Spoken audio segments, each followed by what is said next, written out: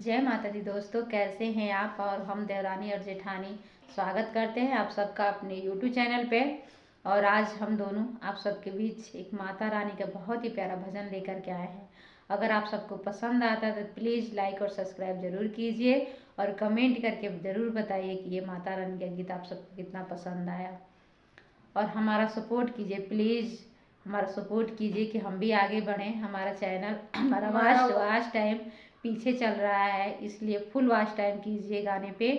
और वीडियो पूरा देखिए। तो चलिए सुनते हैं माता रानी का गीत।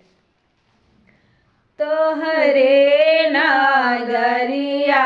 बड़े दूर माए कैसे आई, तो हरे नागरिया बड़े दूर माए कैसे आई, फूलन के हार माए दिन दिन बहुत महंगाई, फूलन के हार माए दिन दिन महंगाई जाई, मालिन के कौन कसूर माए कैसे आई, मालिनी के कौन कसूर माए कैसे आई, तो हरे नागरिया बड़े दूर माए कैसे आई, चुनरे अनमोल माए गोटे रेशम के बुनाई, चुनरे अनमोल माए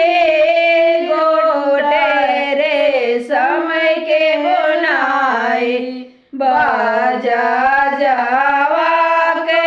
कौन कसूर माए कैसे आई, बाजा जावा के